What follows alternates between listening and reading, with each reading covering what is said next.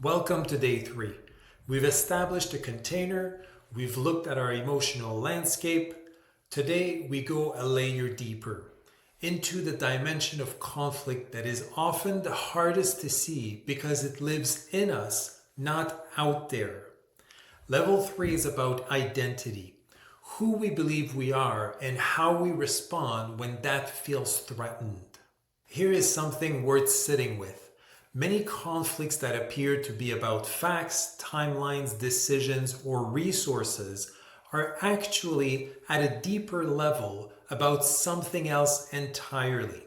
They're about a person's sense of who they are. A disagreement about a project becomes entrenched when it touches someone's sense of competence. A difference of opinion becomes a fight when it implies that a person's values are wrong. An allocation dispute becomes a war when it symbolizes who matters and who doesn't.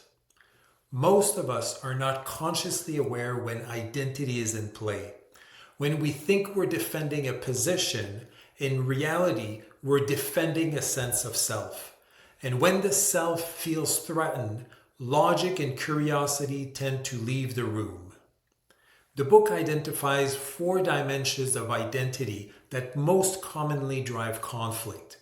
I'll walk you through them briefly, see which ones resonate for you personally. Competence identity, the sense of being capable, smart, and effective. When this is challenged, even obliquely, the reaction is often disproportionate to the surface issue. Moral identity. I am fair, kind, and ethical person. When our actions or our character are questioned in ways that challenge this, we typically react with either defensive denial or crippling shame. Neither of those leads anywhere useful. Role identity. I am the parent here. I am the expert. I am the peacemaker. These role identities carry expectations. When they're disrupted, when someone challenges the role, or when we're asked to step outside of it, conflict often follows. Value identity. This is what I stand for. When our values feel under attack, it doesn't feel like a disagreement. It feels like an existential threat, and we respond accordingly. We often think we are defending a position. We are usually defending a story about who we are. The book makes a distinction I find genuinely helpful. There is a difference between your essential dignity, which is inherent, unconditional, cannot be taken from you, and your constructed self-image, which is a story you have built about who you are. Conflicts that attack your dignity deserve a direct response. But conflicts that merely challenge your self-image, your ego's preferences, your habitual role, your need to be seen a certain way, those are often invitations to grow. And when we learn to tell the difference, we stop defending things we don't actually need to defend. Something softens, not because the other person became easier to deal with, because we became less combustible. The prevention application here is this: developing the capacity to notice when your identity has been activated in real time. The signal is usually disproportionate intensity. When the emotional charge of a situation feels larger than the surface issue warrants, when something this small shouldn't feel this big, identity is usually involved. At that moment, a single question can interrupt the pattern.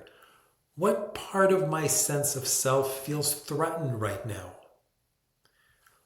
Not to psychoanalyze yourself mid-conflict, but just to create a centimeter of space, just enough to ask, am I defending something real or am I defending a story? And crucially, this works the other way too.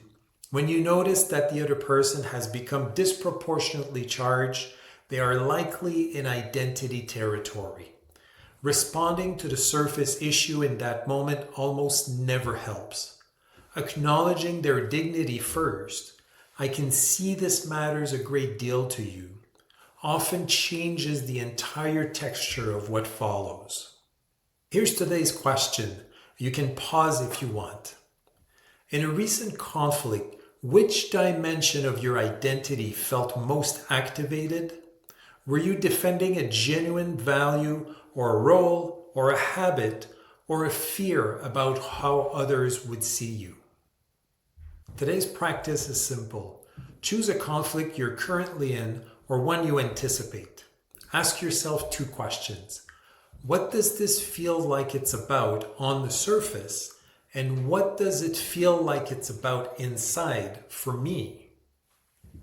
See if you can identify which part of your identity feels involved.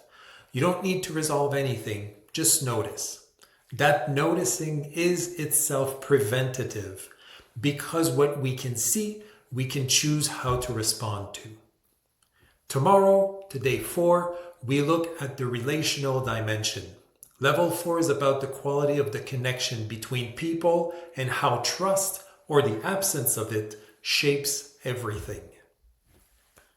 Peace comes from within, my friend. See you tomorrow.